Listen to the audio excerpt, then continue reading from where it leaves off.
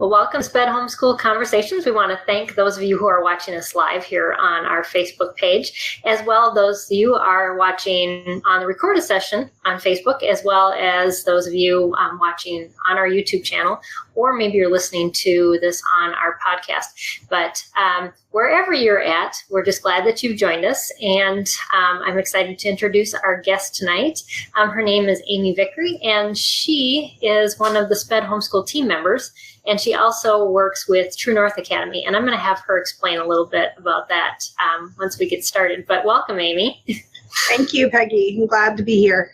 I'm glad that you're here. You have such an interesting background and an interesting delve into homeschooling. And I know that you're still in the very practical, younger kid stage. And so this content we're going to be talking about is going to be very applicable to parents, not only that have younger children that are homeschooling them with special needs, but also for those parents who have kids that maybe have lower cognitive level skills and things that definitely.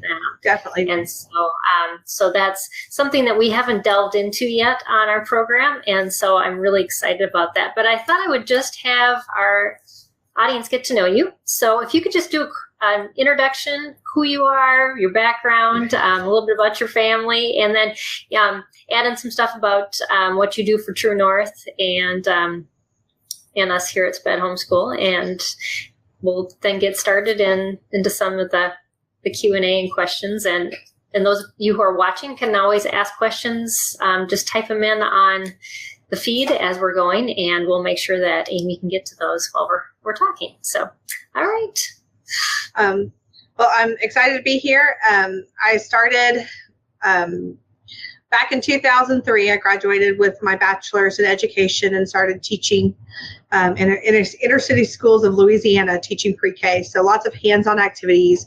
For 2 years, I taught never using a single worksheet in my classroom. Wow. And so it really gave me a lot of good experience for figuring out how to teach things in a hands-on manner that was the kids could really understand and really grasp and really grab hold of. And a lot of these kids had never been in a daycare or school setting previously. And so it was really important that I take those kids and really enrich their knowledge as much as possible to help them continue on through their education. And then from there, we moved to Missouri, where I had the opportunity to go back to school full-time for my master's, and graduated with the master's in curriculum and instruction. Mm-hmm. And it was really interesting to see how the practical things that I taught really worked in with the theories that I was learning in my master's program. We moved back to Texas, and since being here, I have taught early childhood, special ed, and also English language learners, so that in all of those applications, the hands-on teaching was really, really important. Yeah. Making it meaningful, making it hands-on. So fast forward, I was able to start homeschooling my son last year full-time and not have to be teaching out in the public schools anymore, which I was very grateful for. And so I have really enjoyed working with him, and now I have the additional blessing of being able to reach out and touch children from all over the United States through True North and the Thinking and Learning Center and the partnership that they have. And so I'm teaching math and reading and spelling through phonics. Reading and phonics through spelling. I always get that mixed up.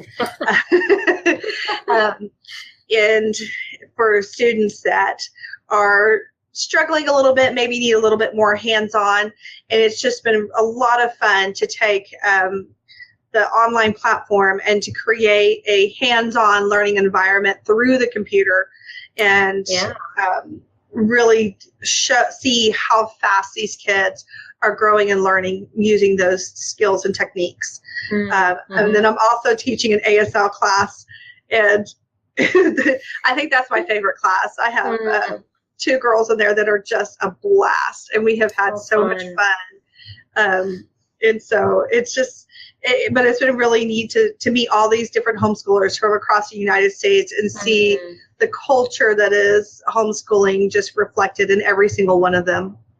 Yeah. I think we think sometimes when we look at online curriculum that it's just going to be, a bunch of videos, and you do interactive teaching, and so it's very much back and forth and question and response, and working with the kids as they're learning. So that's right, and especially the math programs. I start where they need to go, and we progress at the children's pace. Mm-hmm. And so it's very it's a therapeutic model based on the NILD, the National Institute of Learning Disabilities model. And so it's very hands-on, very much working with them where they're at and building their skills one step at a time. That's great.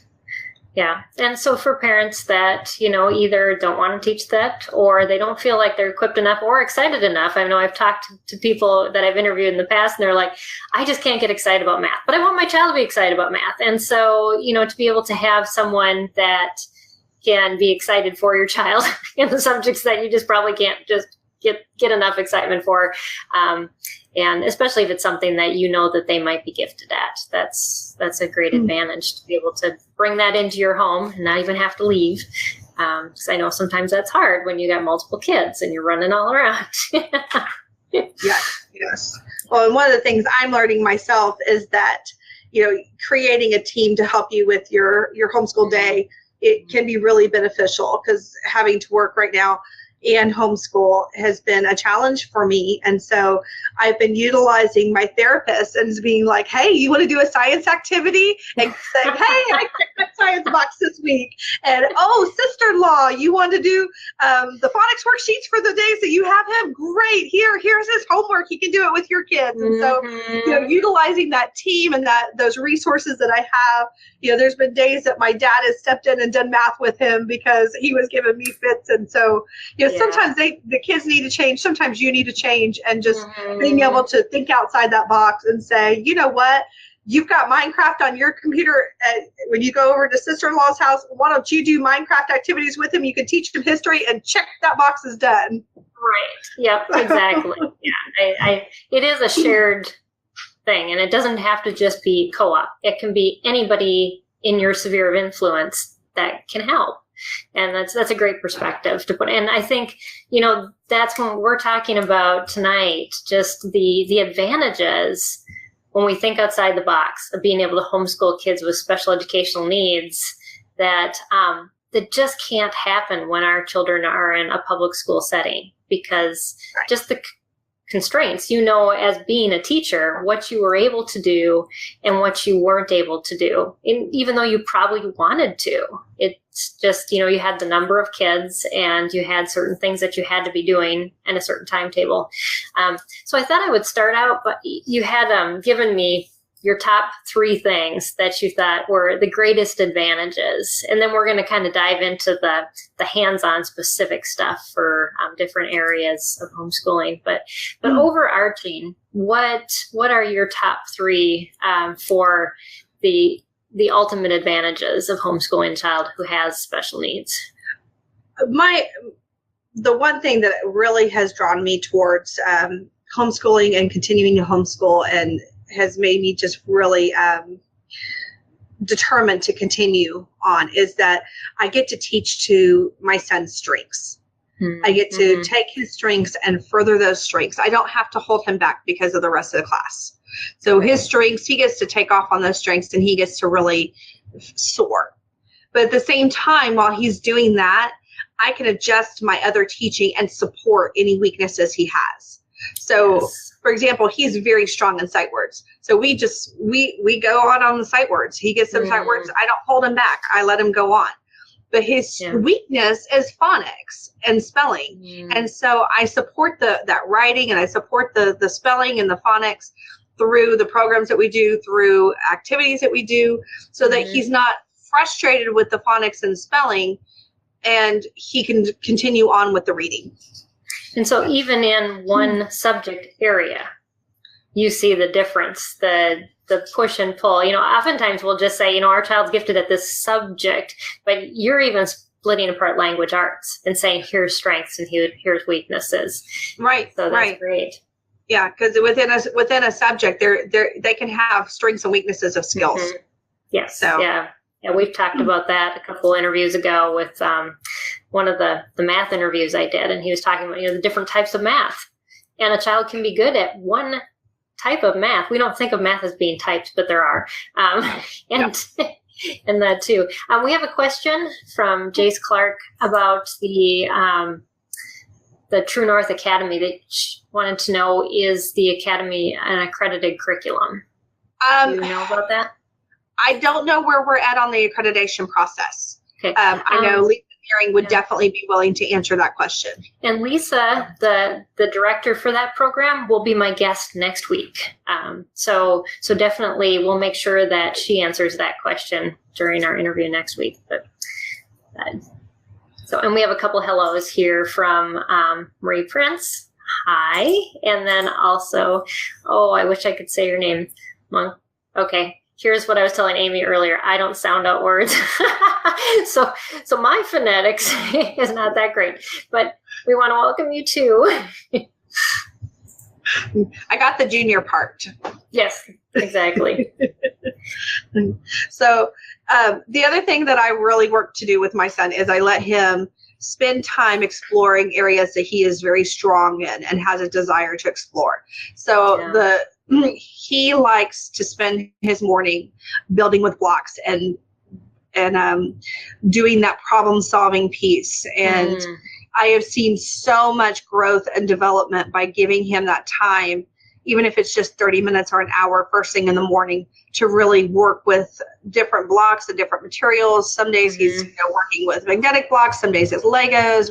I think we've got probably 4 or 5 different types of blocks that he rotates through. But I noticed the growth and the difference in his reasoning and also in his play and his social skills that are developing because he does have autism, and so the social skills are really important.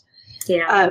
And so I've seen a real benefit by giving him that time to really explore his interests. As he grows older, I know those interests are going to change and grow, and and so just giving him those opportunities. Move and flux with that. I know my oldest, again, on the spectrum, same as yours, and building was always his thing. I think by 5th grade, we bought a Connect set that built all the historical bridges. And we did mechanical engineering that year with Connects. And it became part of school. And so that was, of course, the part of school that he wanted to do all the time.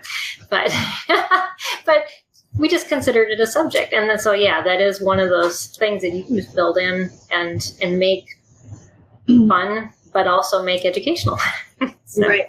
Yeah. And so those weaker areas that he has, I try and teach those things in small bursts. So very direct style. So with the phonics, we work on just one sheet a day, and we hit that worksheet. We try and do it every day. When we first started sight words, it was every day. We would go through those sight words. Any that he missed, we would review them, but it took us 10 minutes tops, and he was done with that subject for the day, because that intense learning is so much more meaningful than anything else. Right. And so but then they get fatigued at the same time. Right. So short bursts are so wise, because they're done when they're done with that. And they want to see the end in sight too. So knowing that this is the only thing we're doing, it's the only thing sitting on the table, that's a good reward for them too. Well, and then he would go build with his blocks, and while he was building with his blocks, his brain would be taking that information we had gone through and getting it organized into his brain and so that he could recall it again later.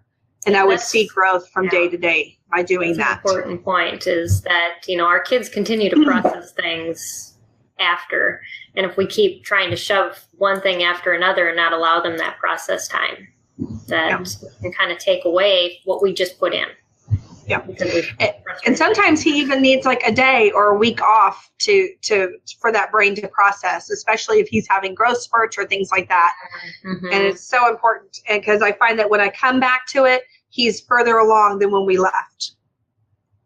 Yeah. Yeah. So, the person whose name we couldn't say, she said she's from Brazil. So, thank you for being gracious to us. but welcome. We're glad that you're here. And also, Marie Prince said creative play first thing in the AM works for us too. I think, it gets the brain going, and especially in an activity that the child is not offensive to. And so it kind of opens that door, but you just can't let them play too long either, because then you never get them going. Well, and I find that my son will go get books off the shelf and start reading books out loud during that time too. And so he does more than just build. And so he gets his reading in and things like that. Sometimes he'll go read books to his brother or things like that. So by giving him that time, he really has kind of expanded his activities into other subjects and things like that.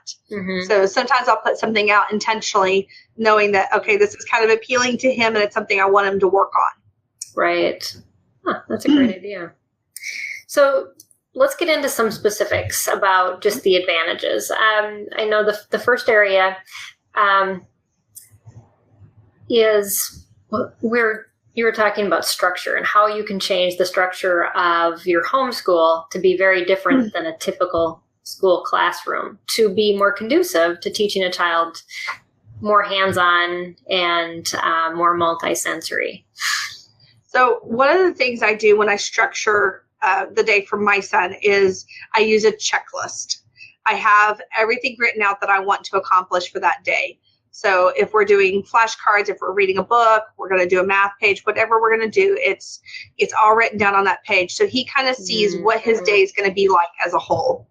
And then I give him some choice and some say in how we go about completing those tasks. So I'll tell him, okay, we're going to get something done. What are we going to do? And so he has a choice of picking which activity he would like to finish first. And sometimes he goes, top to bottom down the list, and so I'll kind of intentionally arrange things the way I think they should be done. If I think it's going to be that kind of day, sometimes he'll skip around. And then if I have something special planned, it usually goes at the bottom, and he knows he has to complete the other things before he gets that, and a little bit of motivation for that. So something like a new set of Legos or getting to have some tablet time on those educational games and things. Yeah. With older kids, you could do the same thing and write it out in a planner for the week and let them have some choices to how they complete their weekly assignments. So they might want to do all of their math in one day, or get more math out of the way and do some reading, or whatever, however they want to do it. If there's something specific that you need done on a certain day, then you can mark that this has to be done on that day. But anytime you can incorporate choice, it really gives your kids a sense of ownership and helps them be independent learners. Yeah, definitely. And you've got an article on the SPED Homeschool website that has a picture of your checklist for your left-handed son. And you got to see this. Just search left hand on our website, because Amy moved it to the other side because her left-handed son was covering up the check boxes with his left hand instead of seeing them. He was having a hard time going across and checking on the right hand because he was left-handed. So his hand covered the page. So I had to learn to modify for a left-handed child and bring that back over to the left-hand side so it was easier for him to check off. So it was not something I ever thought about in 15 years of teaching until I had my son that I was homeschooling as a left-handed child. Yeah, you learn so much more as a parent. So don't feel like if you don't have a degree, you're not equipped, because you I think of all the people on our team that have degrees in teaching, they're like, I learned so much more about teaching when I started homeschooling. Definitely. That is when I started learning, and it was sitting at the feet of the veteran mamas and all the information that I've learned from the moms in SPED Homeschool and around here and locally and everything else. So the other trick that I use is when I laminate something or put it in a sheet protector to write on, I use a wet erase marker instead of a dry erase. They make Vis-a-Vis is the brand I tend to prefer, and they're the old overhead projector markers. If you were in school when they had overhead projectors, and they wipe off clean. I just use a paper towel, wet paper towel, dry it off, and it's clean. Whereas dry erase markers kind of leave a residue sometimes. They do. And yeah, sometimes you just have to throw the thing away, and that's not really the point that you're trying to do. You're trying to keep it reproducible, and it's not, doesn't work all the time with those. So that's a really good tip. And then, if your child's having issues with looking at the worksheet and being overwhelmed, don't be afraid to take a pair of scissors to that worksheet and actually physically cut it into sections and give them a section at a time. Because sometimes just visually, it's too much for a child to look down and see 20 questions. But if you give them to them 2 questions, 4 questions, whatever at a time, even half of them at a time, it becomes so much faster. They'll sit down, they'll work out those questions, go take a 5-minute break, come back, and it's just amazing the difference in their attitude and their sense of accomplishment. Yes. Yeah, definitely. Because you get overwhelmed way too easily. I mean, even as adults we do. And somehow we think that our kids are going to be able to get over this. That there's so much stuff on this page, and it's not really that much, but yes, it is. So I want to welcome, got Angela here and Renee. Welcome. And sorry, our guest from Brazil says he, not she.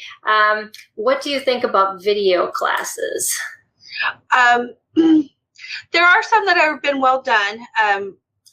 True North does offer some, but I think that the live classes where you can really interact with the kids, I think there's a benefit to that. And so, it depends on the student and what kind of learner they are.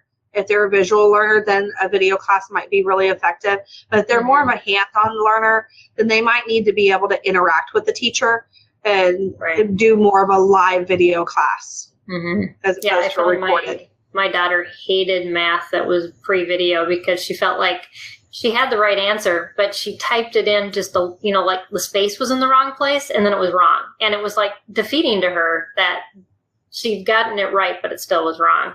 And so she just, for each child, it's going to be different. It depends on how sensitive they are, really.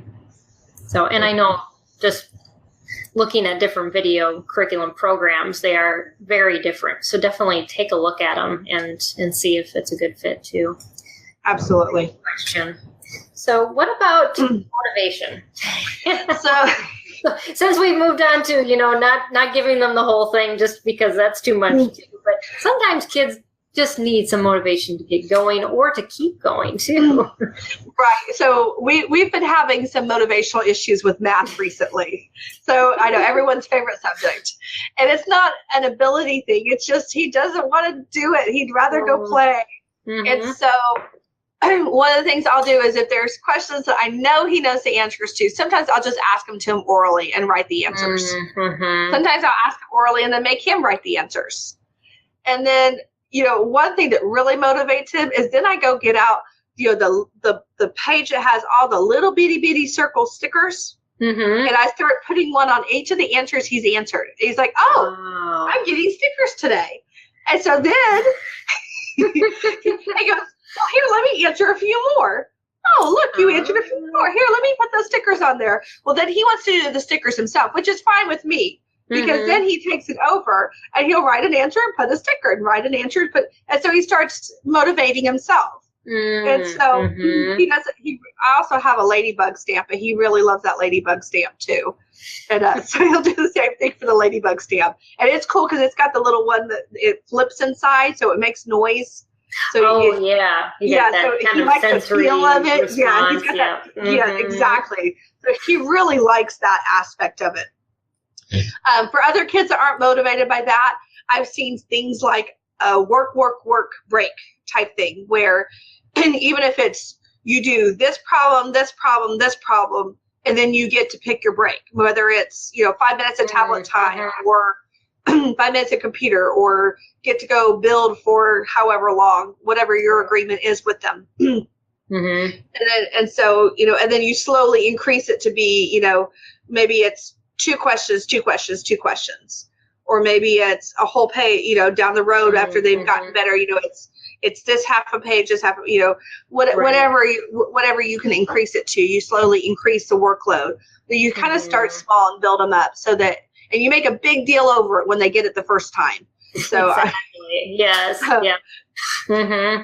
And yeah, so, that did not fail. I tried every other thing, but those breaks were what he needed because he was just so antsy, and he'd go climb a tree usually in between, and then it would be fine. We have one of the bouncy balls with the handles, and my child goes flying through the house. I mean, it's not bouncing, it's flying.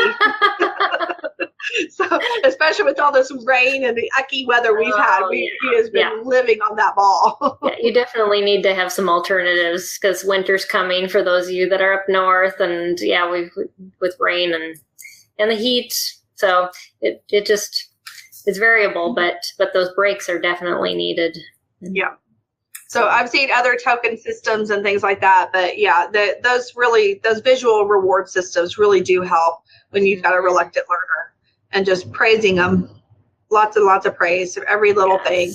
Yeah, and learn your child's love language, because then you will know what they need for that motivation. And for each kid, it's different. It's not going to work the same, but yeah, definitely try out Amy's ideas. They're all great. So what about the space in which you work in and the mediums in which you use? Because those can be variable also and make a huge difference. Yes. So working on an easel is a great way if your child needs to stand and work.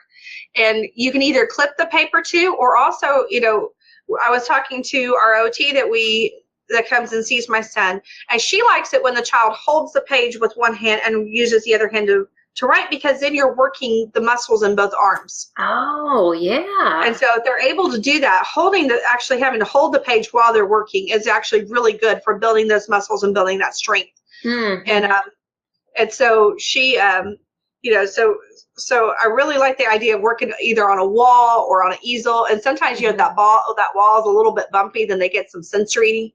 Exactly. Yeah. And so that's really even just from the pencil going over it. Yeah. Mm-hmm. Writing over the carpet, writing, with chalk on concrete, things like that. You can even, if you've got the right height furniture, some of the short tables or piano bench, you can even tape the work up underneath the table or piano bench if it's a low table, and they can work upside down. And then, that's... Kids used to do that on their own. It was something I didn't even come up with, or else they'd be reading a book, laying with their, head hanging off the couch upside down. And I thought, that's just the strangest thing, but it works for some kids. Better. Yes, it does. So laying down on their stomachs and elbows is a really good way, and that builds these muscles, especially if you've got a child that kind of struggles with handwriting. Some of these alternative positions are really good for building these muscles that are the foundation for the hands. Right. Yeah. Yeah. Sitting is not the most conducive to core strength. And so standing definitely, or laying on the ground like that. Didn't even think about combining that with schoolwork. So sitting on a yoga ball, we have the ball with the handles, and my son was trying to sit on it today and work, and he was like this, and I'm going, how can you even see? Because he was and it worked. We got work done, and we got it done early, so I was glad. We have another one that sits on a stand, so he can bounce on it, but it doesn't move around on him. Yeah. And so that one was really helpful, especially when we first started homeschooling. That ball chair was absolutely necessary. One of the things that our therapists do is they'll play a game while they're doing work. And so he answers a question or two, and then he gets to have a turn at the game. And so that's really effective if you've got a child that's a little reluctant, where you pull out the game of Uno or the game of Sorry or whatever, and as they're answering their schoolwork, they enter a math question, and they get to have a turn, or so that motivation to keep going. Yeah, I know Dawn wrote an article on our website that had a lot of of things like that, even like puzzles. She was talking about, if your kid likes to do puzzles, then, you get to, find the next piece after we finish this, and then you have to come back. But using those things as motivators that they love to do, or Definitely. even just, dressing up a doll or whatever. We've done Legos where he got one Lego for each question he answered. So, some days it's whatever works to get the work done. Exactly. Yes. Yep. And you got to be creative. But the nice thing is you can be creative. Your child is not stuck in this environment that limits what variables can be used to help them get to it. And really thinking of it as adults, don't we modify how we motivate our own selves? And, no, I don't want to clean my house, but I have to do it. So what can I do to motivate myself?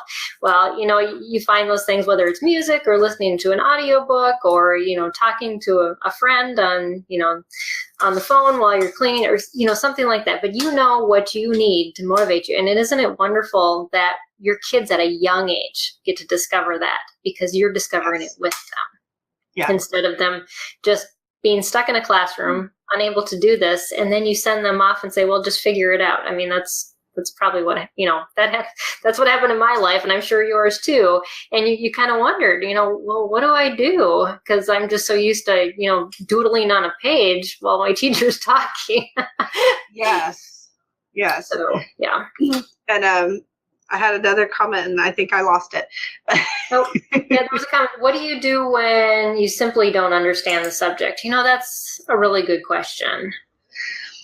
So, if the parent's having trouble understanding the subject, there are resources on YouTube. A lot of YouTube is a really great resource for finding answers to questions, especially math questions. That seems to be one that a lot of parents struggle with. So there's resources there. Pinterest has topics and things that you can find on things. And again, with math, a lot of times they have anchor charts that will explain. An anchor chart is basically just a resource, a tool for breaking down the steps for a math problem. So it might show an example of a long division problem and how to solve it, and have little notes on each step. So, things like that, anchor charts, things like YouTube videos that go through the explanation. Those are all really useful tools to utilize. Hopefully that answered his question. Yeah, and then Marie Prince did show Khan Academy shows great math examples. I have to agree. They have some wonderful videos that are very step by step, and it's free too. Just search Khan Academy. But the wonderful thing is, as parents, we get to learn along with them. I mean, I was awful at history. I didn't know anything about history when I first started homeschooling my kids, and I've learned to love it because I became a student with them. And so don't always feel like you have to be an expert. You can be just learning with your children too, and going one step at a time, and get those resources, like Amy said, that you need so that you can learn along with your child. And I use Google all the time. I didn't have Google when we were homeschooling. I think of all these resources now, and I'm like, well, yeah, we just kind of made it through. Libraries are good resources too. Yes. So. Yeah. Yeah, definitely. So let's go into some topic or subject specific. So with writing, I use a variety of materials. My son is a very reluctant writer, so I try and encourage writing every chance I get. I use dot markers, scent markers. There's so many different types of markers out there. And I buy crayons and pencils. He loves the twist pencils and crayons. He doesn't like the feel of the paper crayons. That's my son. Huh. So it's probably part of his sensory issue. He's getting better. We're starting to use regular crayons a little bit more. it takes that oil out of your skin, and it can be really irritating if you're really sensitive on your fingers. Yeah. So first thing I got him using was the twist crayons and pencils, and we found out the twist matte pencils are actually erasable, and so that was really handy for activities that, you might need an eraser for, like in math and things like that. And so we really like those. My little one loves the smelly markers. He will. He sits down and is his nose always colored? No, he's my drawer, man. He sits down, he draws and colors, and you give him a sheet of stickers and he sticks stickers everywhere. But he's my little fine motor guru. So he cracks me up. Writing with sidewalk chalk, writing with your finger on the carpet. Or or you could use sandpaper or a real even like a piece of material stretched, and so just different fabrics and textures. They even have like the sequin pillows that when you go a different way, you could write on those. I can think of some little girls that would just think that was the coolest thing ever to do their letters on. To write with glitter. Yes. Yeah. Anything that glitters. So unfortunately, I don't have girls. I'm very sad about that. Oh, well, my daughter looks at those pillows, and it's her ADHD or her autistic tendency. She goes by and like pushes them all down because she can't stand even being in the store when they're all messed up. So I stand there and wait for her. But there's one thing that she's an artist, and doing art, they have these kneaded erasers. I don't know if you've ever seen them before. Yeah. But they're like Play-Doh, but they're erasers, and it's like an acceptable sensory toy for teenagers. It doesn't make any noise, but it's almost like a sand, and So anyways, if you've got older students that need just something to have in their hands, that's a really good idea. Yeah. So I buy a variety of pens. When he was first starting out writing, I bought all the little bitty pens and markers and pencils. Like they make little mini ones that are about the size that they even have little bitty mechanical pencils nowadays. Yep. And those were just a perfect size because he didn't have the strength to hold a big pencil. And so that allowed him to work on his grip appropriately with a tool that was the right size. Rock crayons. I've seen different varieties of rock crayons, triangle crayons, Wiki sticks, pipe cleaners, magnetic letters. I saw an idea today where they were taking toothpicks and using toothpicks to make the letters. Just anything like that. So anything like that you can make hands-on and 3D. Anytime you can make it that way. Shaving cream, sand. If they have allergy to shaving cream, maybe they can use whipped cream. Right. You don't want them eating shaving cream. That'd be good. Give them some pudding and some whipped cream. Right. One easy way to make those really big crayons. My mom used to do this, and this was way long ago. But you would just take the covers off of like a metal jar or a glass jar with the metal lids, and then put your crayons in there and melt them on the stovetop in just like a pan, and then let them cool. And so then when you pop them out, you've got these big chunky crayons that kids can hold on to too. And it's cheap. It's just your leftover crayons that you don't know what to do with. So that's a good idea too. For reading, one of the things that I did for my son from the time he was small was I would put the words on anytime we watched a TV show or a movie. And so he started, when we started learning how to read, he started watching those words and noticing the words that he knew and matching up other words with what he was hearing. And that's part of why he's such a strong sight reader. Because he's always seen for kids with dyslexia. We found this with my middle one. I asked him, how can you watch a foreign film and read the captions for 2+ hours straight and you can't read a page in a book? And he said, I don't know, I just can't. But what we learned, when I did an interview with a dyslexia specialist, she said it resets their brain.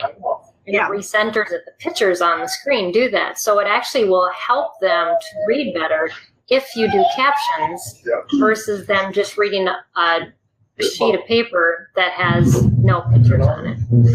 So So we did that. We also electronic books that highlight the word as it reads are also very useful for that. So I know if you are in the state of Texas, you can get a library card to the library in Houston, and they have a huge database of electronic books. Yeah, and a lot of libraries around the country too have access to Kindle's books. And so then you can check out Kindle books for free with your library card. And Kindle has a Read to Me app that will automatically read and highlight those words too. So, and it's even on the paper ones, the black and white ones. So that's something that parents can look into also. We took advantage of that. So we use a lot of educational DVDs and games because my son, sometimes if we're on the go a lot, I don't have time to sit down and do paper and pencil. And so we have an educational tablet. We've got an iPad.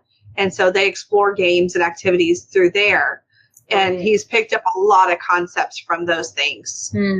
Is there a place that you would recommend parents to go to get some good educational content or apps or games? I've kind of picked him up from several different places. Our educational app tablet that we have is Leapfrog Epic. And I've been really impressed with the games. And that one goes up into some of the apps go up into the upper middle school. I'm sorry, not upper elementary is what I meant to say. And so it goes pretty high. But it's got science concepts. It's got history concepts. It's really pretty. He's done cooking. He learned a lot about cooking and measuring from the app. He would tell me, "Mom, your tortilla is steaming. It's done." Okay. Yeah, you're right. This one's done. Who needs the food channel? He would take the measuring cup. I'd tell him we need a half a cup. And he'd take the measuring cup. I'd show him where the line was. And he knew how to fill it up to right to that line. And so he learned a lot of things from that resource. And so I was really impressed with a lot of their apps. And once you buy the app, it's yours. And so you can use it for multiple children. You can add profiles over the years. And so my little one's already been exploring it. He ate the stylus, but he's been exploring the tablet. Oops. I know, you ate the stylus. The stylus is gone, but the app is still good. So just making things as multisensory as possible is always my goal. Anytime you can make it hands-on, you can use your listening skills as well as your visual. It just makes it so much more meaningful. It does. Yeah, you connect those places in the brain and keep building those pathways. Because when our kids need to recall that information, it's not always going to be coming in from the same place, and so they need to have different pathways to get to that same information. And we forget that, it isn't just we tell them, then they spit it back, and then they know it. No. Yeah. That's not how it works. One of SPED's partners, Right Start Math, has some really neat little math games for the iPad. I downloaded their Fraction War, and my son's been exploring that one. I think it's called Corners or something like that, where you have to add up the sides to certain multiples. Oh, yeah, she was talking about that. I play that one. That one is fun. So my son's been using their Abacus to do his math work, and has been really enjoying using the Abacus. And then I know they've got one more, but I don't remember what it is. But they were all just a couple of dollars. When he was younger, he used the Bob Book apps on the iPad, and I bought the paid version, and it was worth it because he really explored those and used those a lot. That's good to know. Yeah. I moved off. None of those things existed when I homeschooled my kids when they were little, but it's nice to know that those options are out there now for parents to use, and I'm glad you're listing off some good ones. Yeah. PBSkids.org They have an app for the iPad and probably for Android too. They do. And you can download the games, and they've got games on all kinds of subjects because their shows cover, they're all based off of their shows, and their shows cover different topics and different subjects. And so sometimes they're doing math and doing sorting. Sometimes they're doing phonics and reading and science activities, estimating type, things like that for the different activities. And even my 2-year-old gets in there, man, he wants his iPad time. And he's a funny little guy. Yes, he is. He's my number one fan. He's actually sitting behind me so he could come see you. But yeah, playing games, singing songs, anytime you can incorporate something fun into it, it really does help. Yeah. And if again, going back to that subject we were talking to at the very beginning was, wherever your child, what they gravitate towards, try to build that into their learning process. If singing or music or something is what they connect with, make everything, connect with that, because it's going to be embedded deeper into them. Just as we know, I want to connect with something that, I enjoy doing. And it just, I think we don't realize that the things that we enjoy are those conduits into our brain that actually work the best. Yes. It's because it's the ease of what we can do when we're in that mode. And and your children have those same things. And unfortunately, they aren't built all the same way, because wouldn't it be nice if they all love to sing songs or all love to build, but they don't. So you get to individualize it. But still, you have that freedom to do that. All right. So let's see. Was that it for reading, or did you have anything I think that was about it for reading. And then math, we kind of talked about math a little bit, but using real life objects to count, to addition, subtraction, even multiplication, division. Give them a handful of Cheerios and tell them, okay, we need to divide these into equal parts, and everyone needs so many Cheerios. And so making it, hands-on, and as many, engaging all of those senses, and then pulling out the worksheets and the things. It's going to make it so much more meaningful. When they look at the numbers, then they're going to see those Cheerios in their head, and they're going to have that vision of what it meant. Exactly. And it's also the things that they relate to every day. You don't need those math blocks that you can buy. I mean, yes, it does help to visualize the concept, but your child just sees those as school also. But when you can build in elements that are from their everyday life and say, this is math also, it doesn't make it seem so abstract. Even sorting clothes, making patterns out of clothes and socks, and, sock, shoe, and just creating things around your house. All those things are very useful. And those kinds of activities that I would give for homework when I was a teacher in public school, is just, do the laundry together, sort the laundry. Well, hey, it's a win-win. Your kids get to learn about sorting, and you get the laundry done. That's a great idea. So, when you're looking for curriculum, especially math curriculum, because that's one that a lot of parents, even if they use other resources, they usually want a curriculum for math. Look for one that is hands-on. I know the lower levels of Math UC are very hands-on. The Right Start Math is hands-on. It uses the abacus and things like that. Unlock Math is not necessarily hands-on. It can be if you incorporate manipulatives in it. It's on the computer though, and it's very visual.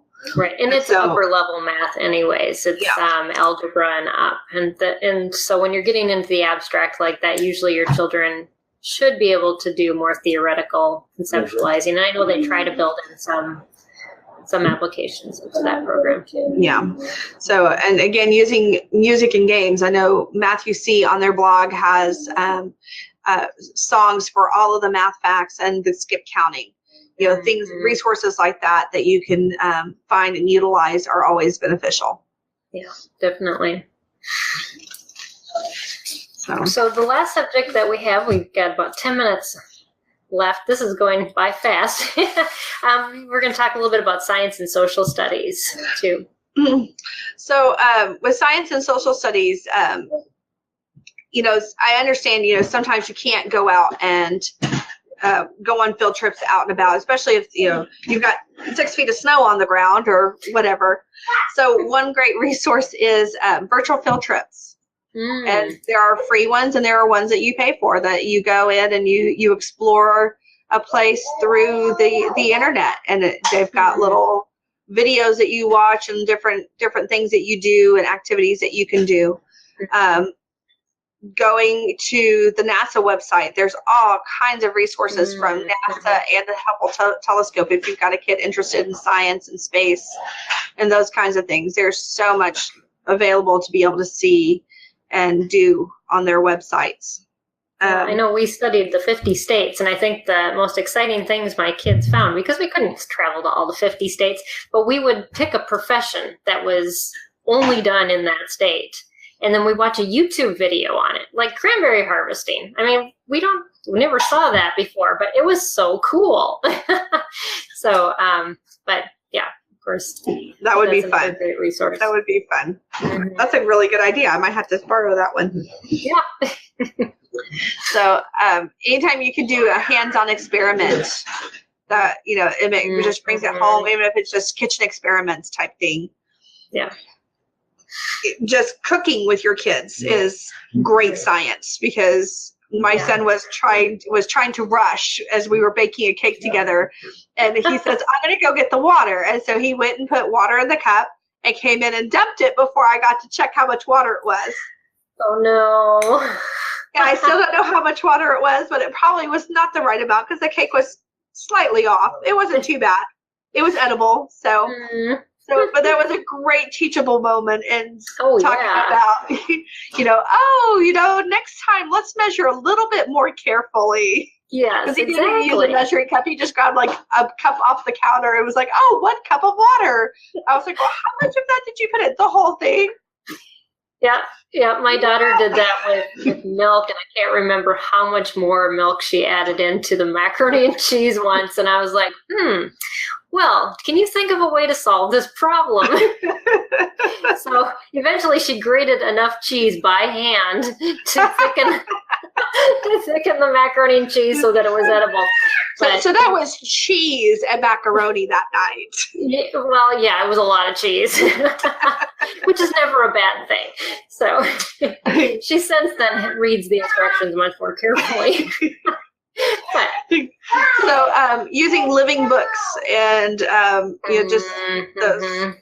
There's so many great books out there, especially geared towards the younger kids. I've got one about I think it's the Roosevelt era apple pie, and he visits this little town, and they're talking about the apple pie, and it's just a really cute book. I've got one on the Lincoln family about the very first pardoning of the turkey. So that one's a lot of fun, because it really gives an insight as to what the personalities were like. Your fan came to visit. My fan came to visit. So he says that you're supposed to be in bed, Mom. Yeah.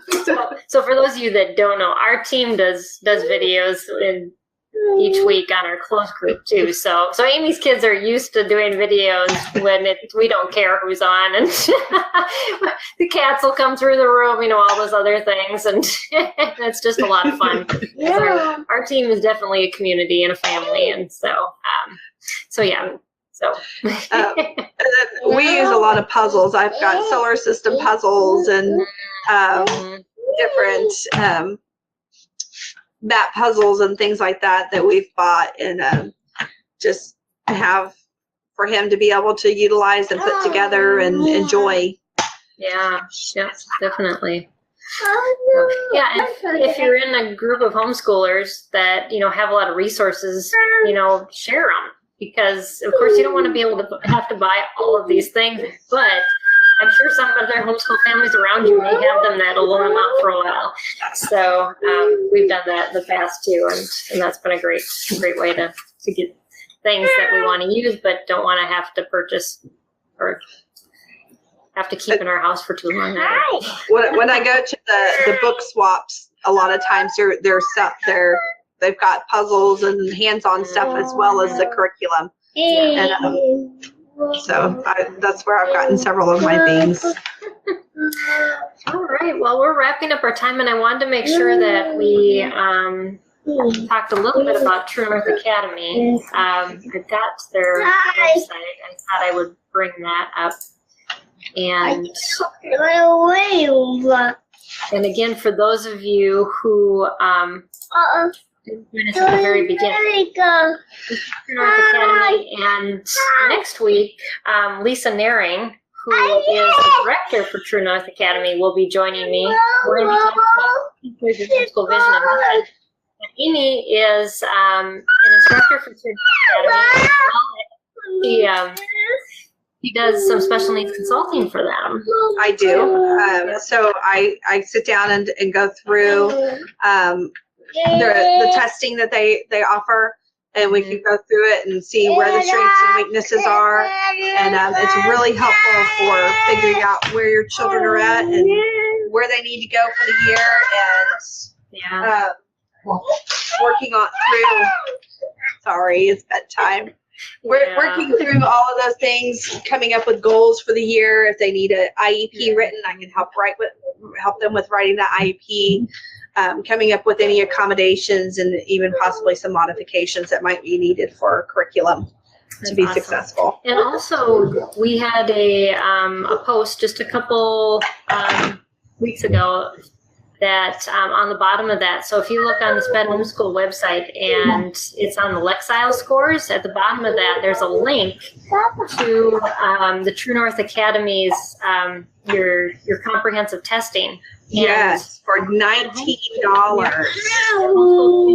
On SPED Homeschool, there's a code there that you can use to get it just for $19, and it's normally $39?